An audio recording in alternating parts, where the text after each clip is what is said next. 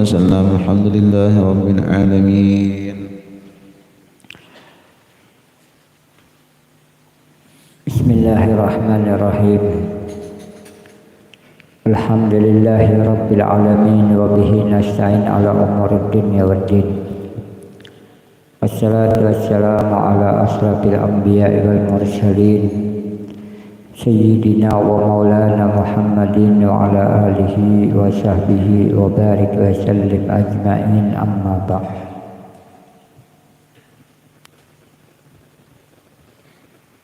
Yang sama-sama kita muliakan dan kita hormati para asatid, guru-guru agama, dan kita memohonkan kepada Allah Subhanahu wa Ta'ala pada mereka semua senantiasa diberikan kesehatan, keafiatan, dimudahkan segala urusan, dikabulkan segala hajat, dijauhkan daripada mara bahaya, bala, wabah dan bencana. Puja dan puji syukur senantiasa kita haturkan kehadiran Allah Subhanahu wa Ta'ala yang telah mana dengan hidayah, taufik serta inayah kepada kita semua, sehingga kembali kita pada malam hari ini dikumpulkan di majelis ta'lim wa dzikir. Kamal muhibin, mudah-mudahan dengan perkumpulan kita mengundang maghfirah, rahmat dan keberkahan daripada Allah Subhanahu wa Ta'ala. Dan kita berharap dengan perkumpulan kita di majelis ini, dosa-dosa kita diampuni oleh Allah, diberikan ilmu yang bermanfaat, diluaskan rezeki yang halal, diberikan kesehatan, keafiatan untuk taat kepada Allah Subhanahu wa Ta'ala, dimudahkan segala urusan, dikabulkan segala hajat, dijauhkan daripada mara bahaya, bala, wabah dan bencana, dimatikan dalam keadaan husnul khatimah. Salawat serta salam senantiasa pula kita haturkan kehadirat junjungan kita Nabi besar Muhammad sallallahu alaihi wasallam beserta keluarga, zuriat, sahabat dan pengikut ila yaumil qiyamah. Melanjutkan bacaan kitab Bidayatul Hidayah yang dikarang dan disusun oleh Al-Imam Abu Hamid Muhammad bin Muhammad Al-Ghazali rahimahullah.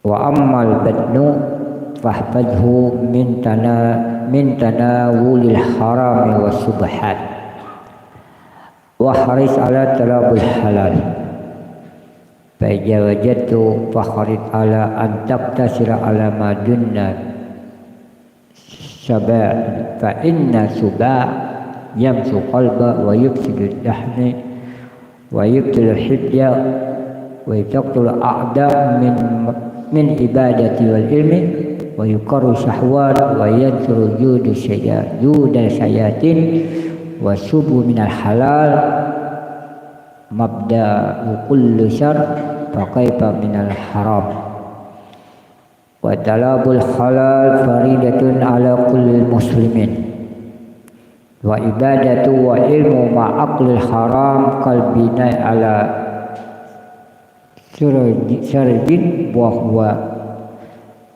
huwa jail Fa'idha kumtu fi sanati bikamisin khasin wa fil yawm birafiqin minal khusuqar wa tarassal talajjubi talabil adam sumayu jika minal halali ma yuktika fal halalu kasir walaysa alaqad tatayaqana batinal umur bal alayka an tahrija minna ta'allumu annahu haram aw tajunnu annahu haramu jannan ma hasala min alamatin najiratin limillatil muqnati bil mal.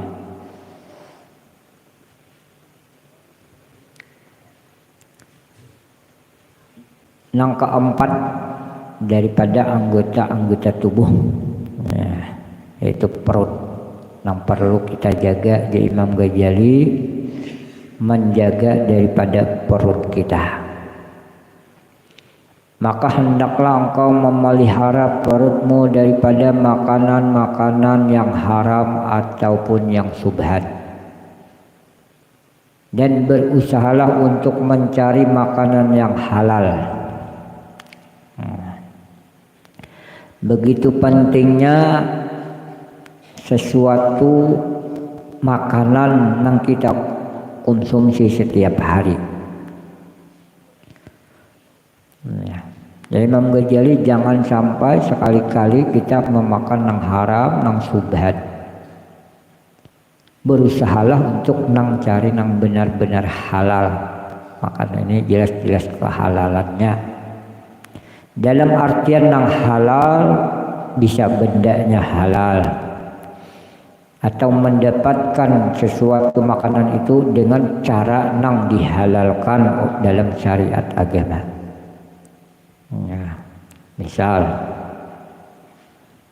daging babi jelas haram sudah, ya jelas haram.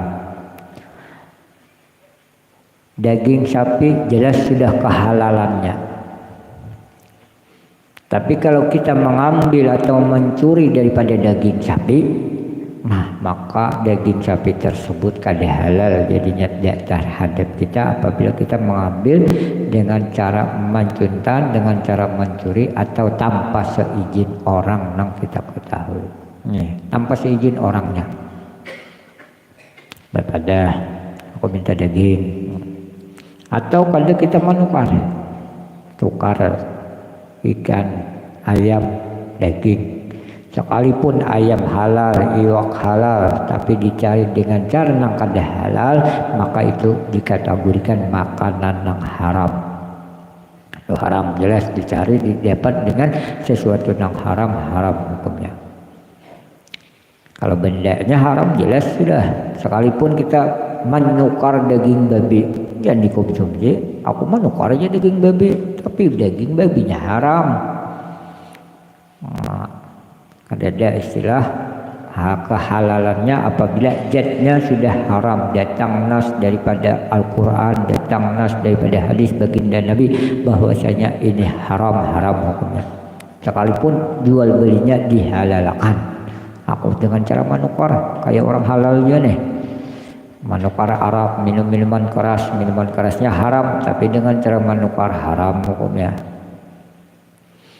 Dan apabila engkau telah mendapatkan makanan yang halal, maka hendaklah engkau menjamin cukup dengan makanan tersebut, dan hendaklah engkau berhenti sebelum kenyang. Karena perut yang kenyang itu mengeraskan hati dan menumpulkan akal dan memberatkan engkau dari berbuat ibadah atau mencari ilmu. Bahkan perut yang kenyang itu akan menguatkan syahwat dan membuat kuat daripada tentara setan. Membuat kuat tentara setan. Oh, ini makanannya halal, jadi Imam Ghazali. Halal sudah, tapi berlebihan. Di dalam Al-Quran telah dijelaskan bahwasanya sesuatu yang berlebihan itu merupakan perbuatan syaitan.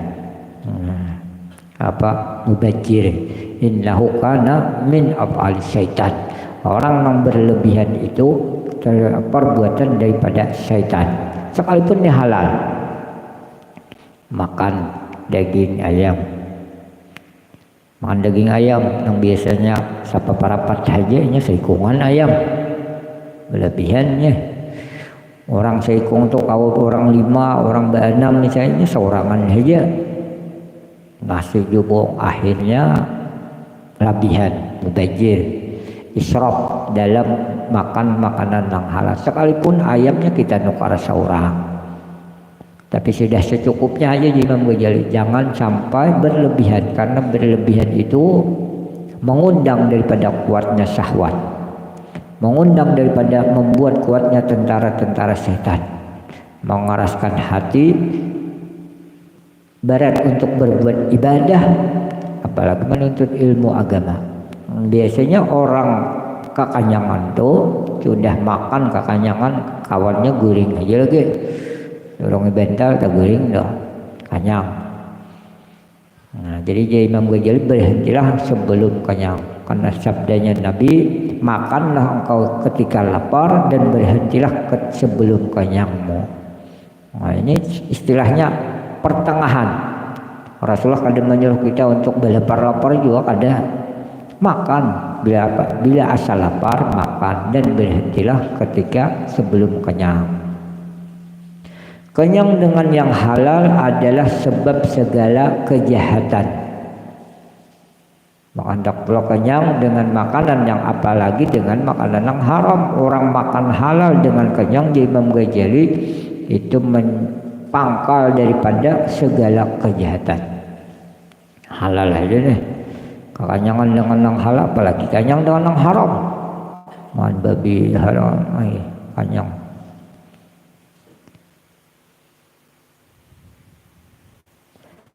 Oleh itu, mencari makanan yang halal adalah wajib atas setiap orang Islam. Dan berbuat ibadah atau mencari ilmu dengan makanan-makanan yang haram adalah seperti membedakan sesuatu, membangun sesuatu bangunan di atas tumpukan sampah. Jadi Imam Ghazali mencari rezeki yang halal. Jangan istilahnya mengikuti yang haram aja kali dicari, apalagi yang halal jangan. Berusahalah kita mencari yang halal, insya Allah ada jalan yang akan diberikan oleh Allah Subhanahu wa Ta'ala untuk memperdapati rezeki yang halal. Rasulullah pun berusaha, Rasulullah berdagang, para sahabat berusaha berdagang. Bila kalian dapat sidin puasa. Sampai menahan lapar 3 hari 3 malam kali makan. Nah, itu tata cara atau satu langkah cara Rasulullah mengajarkan kepada kita untuk kada berputus asa daripada usaha kita. Berusaha. Setelah kita usaha, setelah kita bekerja, kita serahkan kepada Allah Subhanahu wa Ta'ala. Bila ada rezekiku hari ini dapat, bila kada. Nah, karena usaha itu dalam bentuk kita menandakan lemahnya seorang manusia. Apabila rezeki kita telah ditentukan oleh Allah pada hari ini, misalnya hari Sabtu, rezeki kita telah ditentukan dan ditetapkan oleh Allah 50.000. Ian mencari mulai subuh sampai tenggelam matahari, mulai subuh sampai ke malam-malam tak sampai 50.000. Nah, usaha itu menunjukkan bahwasanya kita lemah. Kita berserah diri kepada Allah Subhanahu wa Ta'ala. Kita sebagai bentuk manusia, ikhtiar itu mencari derajat pahala di sisi Allah Subhanahu wa Ta'ala. Kita berusaha untuk menjauhkan diri kita daripada meminta-minta. Nah, amunnya sudah kalau sudah darurat benar, hanya ada diperbolehkan oleh para ulama fikih untuk meminta. Bahkan nang ngaran darurat pun, nang haram pun boleh apabila ada lagi makanan nang halal untuk dimakan. Jadi wajib bagi umat Islam mencari rezeki dan berbuat ibadah atas mencari ilmu. Jadi orang mencari rezeki yang halal itu sebagai ibadah di sisi Allah Subhanahu wa Ta'ala. Karena disuruh tuntutlah, carilah yang halal untuk kita, untuk keluarga kita. Sabda Nabi, carilah rezeki yang halal. Kita mengikuti perintahnya Nabi berarti mengikuti daripada sunnahnya Rasulullah SAW. Apabila kita mengikuti perintah Nabi, mengikuti sunnahnya Nabi, pahala ibadah yang diganjar pahala di sisi Allah Subhanahu wa Ta'ala. Sedangkan orang yang mencari rezeki yang haram, dosa terus tuh pacangan. Mulai niat di rumah aja sudah mencari yang haram, menipu orang, berusaha berdagang dengan sesuatu yang di luar diperbolehkan oleh syariat agama. Ujungnya berusaha menghutangkan duit misalnya, tapi menghutangkan duit dengan cara riba, menghutangkan duit dengan cara rentenir, menghutangkan dengan duit berbunga. Hutang 1 juta, bayar 1 juta seperempat. Hutang 1 juta, bayar tambah 2 juta misalnya. Berusaha cuma dengan tata cara yang dilarang dalam agama kita. Maka itu sebagaimana dia membangun satu bangunan di atas tumpukan sampah. Kada ada artinya. Kayak apa dia sampah? Ada yang hendak berparak kecuali lalat-lalat aja yang memaraki. Jadi istilahnya mengundang daripada kemaksiatan itu rentan. Ya, orang yang mengkonsumsi yang haram pasti sudah dihadapi oleh tentara-tentara setan, syahwatnya kuat untuk dia kita mengerjakan sesuatu yang dilarang di dalam agama kita. Hadirin hadiratkan yang dirahmati Allah. Apabila engkau merasa cukup dalam setahun dengan hanya memakai sehelai baju yang kasar, dan merasa cukup dalam sehari semalam dengan dua potong roti dari potongan yang kasar, dari tepung yang kasar, dan engkau mampu meninggalkan kelezatan, kecuali maka pasti makanan yang halal itu cukup bagimu. Nah, ini Imam Ghazali mengajarkan kepada kita apabila kita ini cukup setahun itu sehelai baju aja. Ya, apa rasanya biar get tapas pakai pulang. Kada dah aja lo nak kaya ini leh. Ya 2-3 helai boleh lah. Jadi Imam Ghazali kalau kita cukup setahun dengan 1 helai baju aja dan merasa cukup dengan sehari semalam dengan 2 potong roti. 2 potong roti. Jadi kayak puasa aja nih. Puasa sahur lawan buka. Sepiring nasi ketika bersahur, sepiring nasi ketika buka. Tahan ya kalau puasa pang di bulan Ramadan, besokan bersahur, kita buka. Karena kita membalas. Ujirai bersahur, karena buka berjubung nasinya. Imbah tarawih karena apa-apakah karik bilung lah dimakan dong. Bilung kabar nih satrop segala macam. Kalau punya orang cukup aja dengan 2 kali makan dalam sehari, itu sangat bagus di Imam Ghazali. Karena orang berlebihan dalam makan selain membawa daripada malas beribadah, apa aja kita itu pun akan menimbulkan berbagai macam penyakit.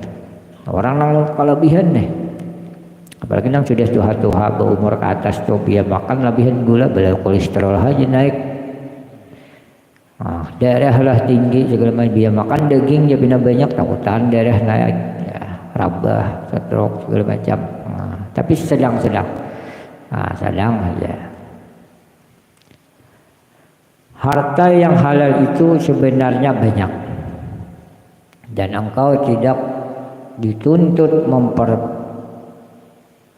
mempersiapkan sampai kepada perkara-perkara yang kecil, bahkan memadaikan bagimu bahwa engkau menghindari apa yang telah engkau kenal pasti bahwa harta itu adalah haram, atau engkau sangka bahwa ia adalah haram dengan bukti-bukti yang nyata yang telah sabit pada harta tersebut. Yang namanya harta yang halal banyak disini, cuma kali disuruh untuk menumpuk harta. Kita berusaha siang malam segala macam. Kada disuruh menumpuk di dalam rumah atau berpakaian-pakaian yang mewah-mewah. Cuma dia para ulama kada dilarang dia bang ketika kita hendak berpakaian yang baik, berpakaian yang larang, bermobil yang mewah, harta yang mewah, rumah yang mewah kada dilarang. Cuma bisa mengundang yang kaya itu tuh mengundang daripada mubazir, mengundang daripada rayuan-rayuan setan. Macam-macam kena syahwat, duit ada, nyaman hendak berusaha ini itu, sehingga hendak berbuat maksiat ini maksiat itu buat. Adapun harta yang sudah nyata haram, maka hal itu sudah tidak perlu diterangkan lagi. Oh, ini babi haram, hamar haram, kalau bisa diterangkan lagi. Oh, ini pekerjaannya haram, kalau bisa diterangkan lagi. Tahu aja. Dan harta yang disangkakan haramnya dengan beberapa tanda adalah seumpama harta raja yang zalim. Subuhat berarti, dan pegawai-pegawainya, dan harta orang yang tidak ada pekerjaan kecuali hanya meratapi orang mati atau menjual arak atau bermuamalah dengan cara riba. Nah, kalau perkara-perkara nang istilahnya dijelaskan di sini harta raja-raja zalim, dan harta yang disangkakan haram dengan beberapa tanda ialah seumpama harta raja nang zalim.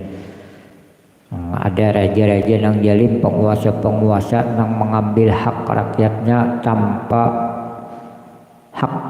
tanpa kebenaran. Ya kita istilahnya menentukan pajak sesuatu terhadap rakyatnya di luar daripada kebiasaannya. Ya, dalam bahasa kita itu menggental, pajaknya tinggi banget, pajaknya larang banget. Nah, ini zalim, penguasa yang zalim. Pegawai-pegawainya dan harta orang-orang yang tidak ada pekerjaan kecuali hanya meratapi orang mati.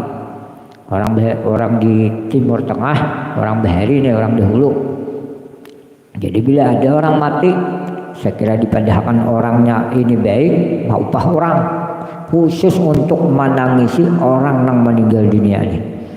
Jadi mereka mengira bahwasanya ini orang yang meninggal dunia ini orangnya baik, orangnya sangat dikasihi, sangat. Nah, ini gawian-gawian yang apakah halal kah haram kah?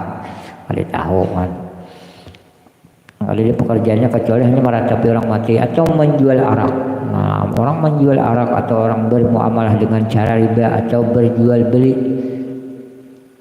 seruling, alat-alat musik dan alat-alat musik lainnya dan seumpamanya. Maka siapa saja yang engkau telah ketahui secara pasti bahwa kebanyakan hartanya adalah dari sumber yang haram, maka apa yang engkau ambil darinya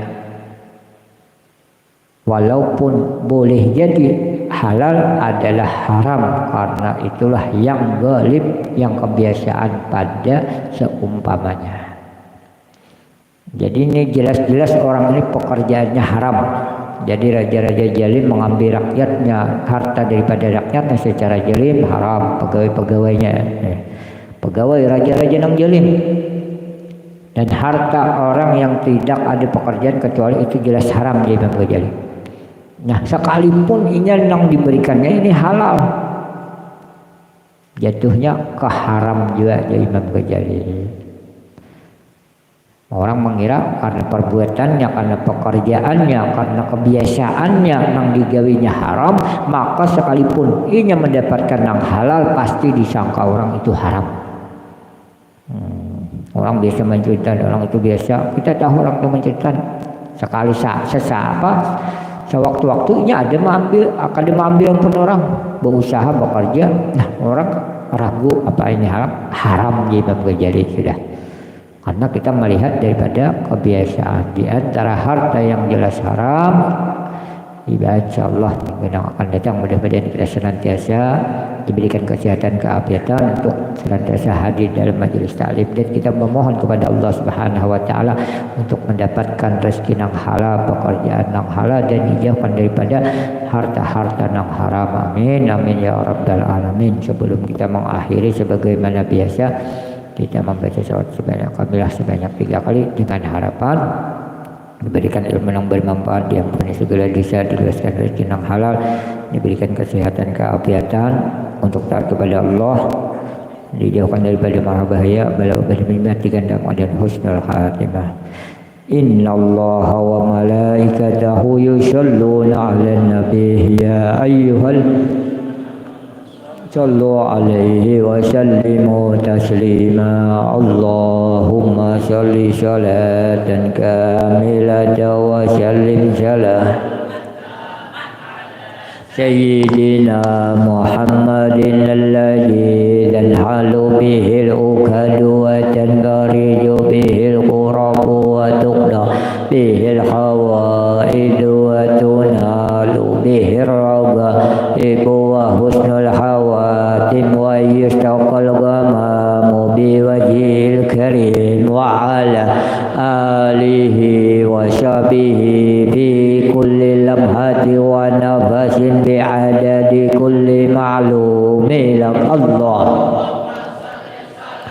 dan kamilata wa sallim salaman ya man ala sayyidina Muhammadin alladhi tanhalu bihil ukadu wa tanbariju bihil qurabu wa tuqda bihil hawa bihir ragaibu wa husnul hawatim wa yustaqal gamamu biwajhil karim wa ala alihi wa sahbihi bi kulli lamhati wa nafasin bi'adadi kulli ma'lumi lak Allahumma sholli sholatan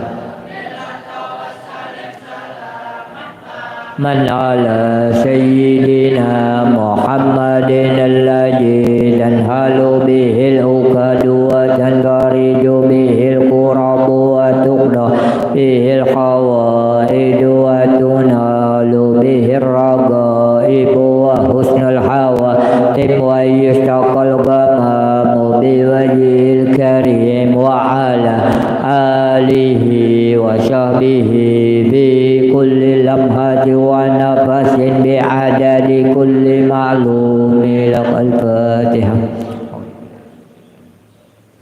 Alhamdulillahi rabbil alamin arrahmanir rahim maliki yaumiddin iyyaka na'budu wa iyyaka nasta'in siratal ladzina an'amta 'alaihim فيا أيها الراجون منه شفاعة صلوا عليه وسلموا تسليما.